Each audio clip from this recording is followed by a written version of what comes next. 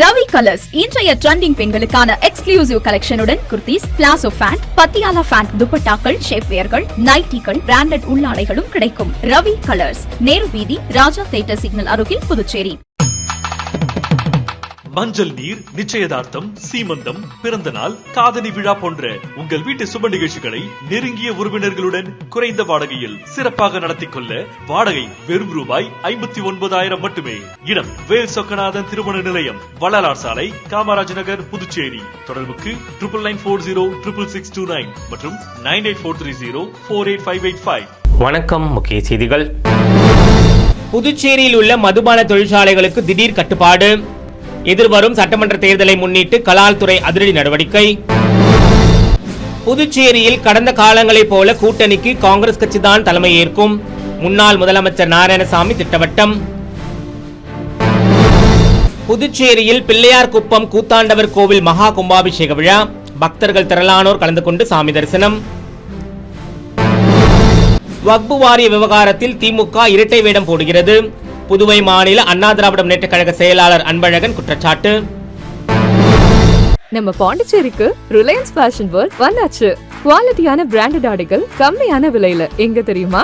அண்ணா Salai Ratna theatre பக்கத்துல இருக்க நம்ம ரிலையன்ஸ் ஃபேஷன் வேர்ல்ட் தான். இங்க கலெக்ஷன்ஸ் எல்லாமே ட்ரெண்டுக்கு ஏத்த மாதிரி இருக்கு. 1999 ரூபாய்க்கு மேல பர்ச்சேஸ் பண்ற அனைவருக்கும் Cello brand kettle, John Players duffel bag மற்றும் அமெரிக்கன் டூரிஸ்டர் ட்ராலி பேக் போன்ற பரிசுகளும் இருக்கு. பிராண்டட் ஆடைகள் வாங்க Anna Salai Reliance fashion world வாங்க. Reliance fashion world, Anna Salai, Ratna theatre அருகில், புதுச்சேரி. இனி விரிவான செய்திகள்.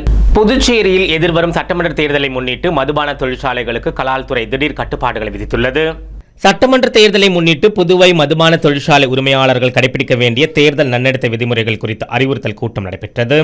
இதில் கலால்துறை துணை ஆணையர் மேத்யூ பிரான்சிஸ் தலைமை வகித்து கூட்டத்தில் மதுபான தொழிற்சாலைகள் நிர்ணயிக்கப்பட்ட நேரத்தை தாண்டி இயங்கக்கூடாது என்றும் மாலை 5:30 மணிக்கு மூட வேண்டும் என்றும் வலியுறுத்தினார். அனைத்து மதுபான தொழிற்சாலைகளிலும் கண்காணிப்பு கேமராக்கள் பொருத்த வேண்டும் என்றும் தினமும் உற்பத்தி ஆகும் அளவை கலால்துறைக்கு தெரிவிக்க வேண்டும் என்றும் கூறப்பட்டது.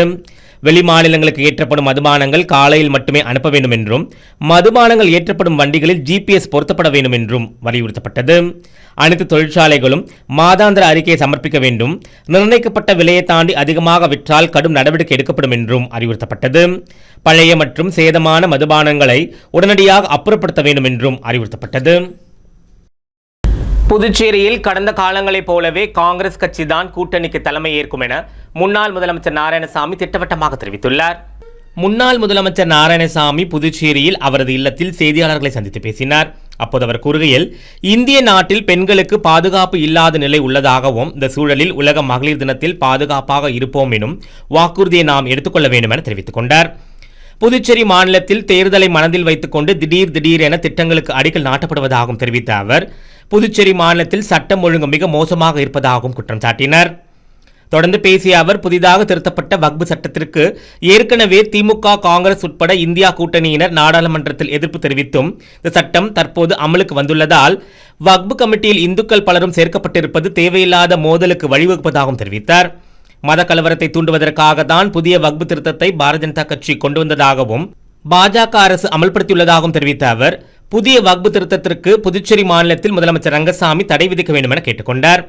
புதுச்சேரியில் திமுகவுடன் காங்கிரஸ் கூட்டணி இருந்த போதும் அண்ணா திராவிட முன்னேற்றக் கழகத்துடன் காங்கிரஸ் கூட்டணி இருந்த போதும் காங்கிரஸ் தான் தலைமை தாங்கியுள்ளதாகவும் முன்னாள் முதலமைச்சர் கலைஞர் முதலமைச்சராக இருந்த போதும் காங்கிரஸ் கட்சிதான் புதுச்சேரியில் தலைமை ஏற்றதாகவும் தெரிவித்த அவர், அதேபோல் காங்கிரஸ் தான் தற்போதும் கூட்டணிக்கு தலைமை வகிக்கும் என அவர் தெரிவித்துள்ளார். கூட்டணி தொகுதி பங்கீடு குறித்தான பேச்சுவார்த்தை விரைவில் தொடங்கும் என தெரிவித்த முன்னாள் முதலமைச்சர் நாராயணசாமி, யாரும் யாரோடும் பேச்சுவார்த்தை நடத்தலாம், ஆனால் காங்கிரஸ் தான் கூட்டணிக்கு தலைமை ஏற்கும் என திட்டவட்டமாக கூறினார். நான் அவர்கிட்ட தொலைபேசியில பேசினேன் சார். முந்தா நாள் பேசினேன். எங்களுடைய பொறுப்பாளர் பேட்டி கொடுத்த பிறகு நீங்க அவங்கள சந்திச்சு பேசுறாங்க. அவர்கிட்ட நான் பேசினேன். இது வரைக்கும் எனக்கு பதில் வரல. அதாவது ஒருங்கிணைப்பு குழுவுடைய தலைவர் என்ற முறையில, காங்கிரஸ் கட்சி கூட்டணி கட்சியோட ஒருங்கிணைப்பு குழுவுடைய தலைவர் என்ற முறையில எனக்கு பதில் வரல. கட்சி தலைவர்கிட்ட பேசுறதா இப்ப நீங்க தான் கட்சி தலைவர்கிட்ட பேசுறதா சொல்றீங்க. நான் யூகங்களுக்கெல்லாம் நான் பதில் சொல்ல முடியாது. எங்களை பொறுத்த வரைக்கும் அபிஷியலா செய்தி வந்தா சொல்லுவோம், அவ்வளவுதான். நீங்க 1000 தடவை திருப்பி கேட்டாலும் அதே பதில் தான் வரும். நீங்க என்ன சொன்னாலும் என்னுடைய பதில் என்னன்னு சொன்னா, கூட்டணி இந்தியா கூட்டணி பலமா இருக்கு. இந்தியா கூட்டணி தேர்தலை 2026 இந்தியா கூட்டணி சந்திக்கும். நீங்க அதை பத்தி உங்களுடைய பஞ்சாயத்து எங்களுக்கு தேவையில்லை. வணக்கம். பிள்ளையார்குப்பம் பிரசித்தி பெற்ற கூத்தாண்டவர் கோவில் கும்பாபிஷேக விழாவில் சட்டமன்ற உறுப்பினர் சாய்தே சரவணகுமார் உள்ளிட்ட பக்தர்கள் திரளானோர் பங்கேற்று சாமி தரிசனம் செய்தனர். புதுச்சேரியில் மிகவும் பிரசித்தி பெற்ற பரிகார தலமாக விளங்கும் பிள்ளையார்குப்பம் அருள்மிகு ஸ்ரீ கூத்தாண்டவர் திருக்கோவில் கும்பாபிஷேக விழா சட்டமன்ற உறுப்பினர் சாய்தே சரவணகுமார் தலைமையில் சிறப்பாக நடைபெற்றது. இதனை முன்னிட்டு வெள்ளிக்கிழமை யாகசாலை பூஜை நடைபெற்றது. இதில் விக்னேஸ்வர பூஜை, கோ பூஜை, தன பூஜை, கணபதி ஹோமம், நவகிரக ஹோமம், லட்சுமி ஹோமம் ஆகிய நிகழ்ச்சிகளும், மாலை வாஸ்து ஹோமம், ரக்ஷாபந்தனம், கும்ப அலங்காரம், முதல் யாக காலை பூஜை, ஹோமங்கள், பூர்ணாகுதி, தீபாராதனை உள்ளிட்ட பல்வேறு யாகசாலை ஹோமங்கள் நடைபெற்றது. நிலையில் முக்கிய நிகழ்வாக ஞாயிற்றுக்கிழமை காலை பிரசித்தி பெற்ற நூற்றாண்டுகள் பழமை வாய்ந்த கூத்தாண்டவர் கோவிலில் கடப்புறப்பாடு நடைபெற்றது. மகா பூர்ணாகுதி, தீபாராதனை காண்பிக்கப்பட்டு விமான கோபுர கலசங்களுக்கு மகா கும்பாபிஷேக விழா சட்டமன்ற உறுப்பினர் சாய்தே சரவணகுமார் தலைமையில் வெகு சிறப்பாக நடைபெற்றது. இது சுற்றுவட்டார பகுதியைச் சேர்ந்த ஆயிரக்கணக்கான பக்தர்கள் கலந்து கொண்டு சாமி தரிசனம் செய்தனர். தொடர்ந்து ஆலயம் சார்பாக விழாவில் கலந்து கொண்ட பக்தர்களுக்கு அன்னதானமும் வழங்கப்பட்டது. இதற்கான ஏற்பாட்டினை கோவில் நிர்வாக அதிகாரி, திருப்பணிக்குழுவினர், பிள்ளையார்குப்பம் கிராம பொதுமக்கள் மற்றும் இளைஞர்கள் வெகு சிறப்பாக செய்திருந்தனர். வக்பு வாரிய விவகாரத்தில் புதுச்சேரி திராவிட முன்னேற்றக் கழகம் இரட்டை வேடம் போடுவதாக புதுவை மாநில அண்ணா திராவிட முன்னேற்றக் கழக செயலாளர் அன்பழகன் குற்றம் சாட்டியுள்ளார். புதுவை மாநில அண்ணா திராவிட முன்னேற்றக் கழக மகளிர் அணி சார்பில் உப்பளத்தில் உள்ள கட்சி தலைமை அலுவலகத்தில் மகளிர் தின விழா கொண்டாடப்பட்டது.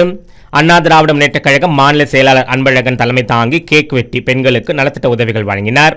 தொடர்ந்து பேசிய அவர், பெண்களுக்கு வேலைவாய்ப்பிலும் கட்சியிலும் சமபங்கு உரிமையை வழங்கி தமிழக பெண்களை தலைநிமிர செய்தவர் ஜெயலலிதா என்றும், அவரின் மறைவிற்கு பிறகு அண்ணா திராவிட முன்னேற்றக் கழக பொதுச் செயலாளர் எடப்பாடி பழனிசாமி ஆட்சியில் பெண்களின் முன்னேற்றத்திற்கு பல்வேறு நலத்திட்ட உதவிகள் செயல்படுத்தப்பட்டதாகவும் கூறினார்.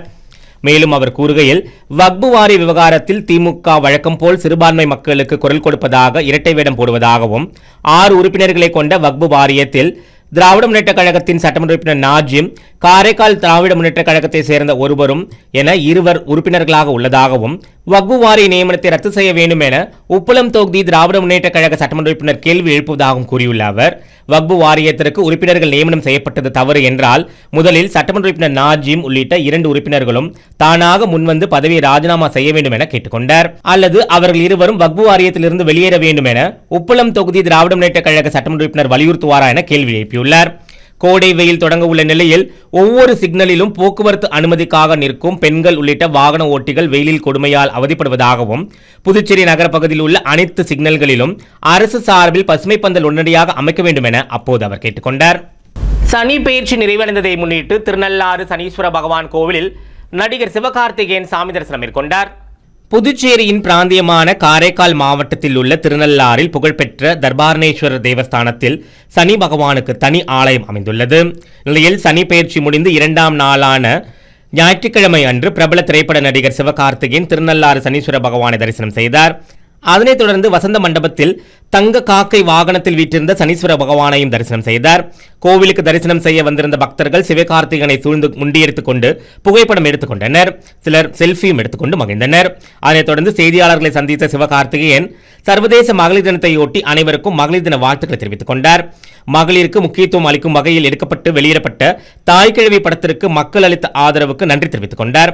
தரிசனம் சிறப்பாக இருந்ததாகவும் அவர் அப்போது தெரிவித்தார். மகளிர் தின நல்வாழ்த்துக்கள். எங்களுக்கு ரொம்ப ரொம்ப மகிழ்ச்சி. பெண்களுடைய ஒரு எம்பவர்மெண்ட் பற்றி, முன்னேற்றம் பற்றி, அவங்களுடைய ஒரு ஃபோர்ஸ் பற்றி ஒரு படம் பண்ணியிருக்கிறோம் தாய் கிழவின்னு சொல்லி. அதுக்கு மக்கள் கொடுத்த ஆதரவும் ரொம்ப ரொம்ப மகிழ்ச்சியாக இருக்குது. எல்லாருக்கும் மீண்டும் ஒருமுறை மகளிர் தின நல்வாழ்த்துக்கள். நன்றி. புதுச்சேரியின் பிராந்தியமான மாஹேவில் நடைபெற்ற நிகழ்ச்சியில் துணைநிலை ஆளுநர் கைலாஷ்நாதன் கலந்து கொண்டு மேல்நிலை பள்ளி மாணவர்களுக்கு லேப்டாப் வழங்கினார். அரசுமுறை பயணமாக புதுச்சேரி துணைநிலை ஆளுநர் கைலாஷ்நாதன் மாஹே சென்றுள்ளார். மாஹேயில் பள்ளி கல்வித்துறை சார்பில் பள்ளி மாணவர்களுக்கு இலவச லேப்டாப் வழங்கும் விழா நடைபெற்றது. விழாவில் மாஹே பகுதியைச் சேர்ந்த 919 மேல்நிலை பள்ளி மாணவர்களுக்கு துணைநிலை ஆளுநர் கைலாஷ்நாதன் லேப்டாப் வழங்கினார். மேலும் துணைநிலை ஆளுநர் கைலாஷ்நாதன் மகளிர் மற்றும் குழந்தைகள் மேம்பாட்டுத்துறை சார்பில் பயனாளிகளுக்கு பல்வேறு திட்ட உதவிகளையும் சுதந்திர போராட்ட தியாகிகளுக்கு பரிசுகள் வழங்கியும் கௌரவித்தார். விழாவில் சட்டமன்ற உறுப்பினர் ரமேஷ் பரமஹத், கல்வித்துறை செயலர் கிருஷ்ணமோகன் உப்பு, பள்ளி கல்வித்துறை இயக்குநர் சிவகுமார், மாஹே மண்டல நிர்வாக அதிகாரி அங்கித் குமார் ஆகியோர் பங்கேற்றனர். ஆரோவிலில் சுற்றுச்சூழலை பாதுகாப்பை வலியுறுத்தி சைக்கிளத்தான் நிகழ்ச்சி நடைபெற்றது. இதில் ஏராளமானோர் கலந்து கொண்டு சைக்கிளை ஓட்டி மகிழ்ந்தனர். ஆரோவில் 58வது உதய தினத்தை முன்னிட்டு சுற்றுச்சூழல் பாதுகாப்பை வலியுறுத்தியும் சைக்கிள் ஓட்டுவதன் அவசியத்தை குறித்து விழிப்புணர்வை ஏற்படுத்தும் வகையில் கிரீன் ரைடர்ஸ் சைக்கிள் குழுமம் சார்பில் சைக்கிளத்தான் போட்டி துவங்கியது.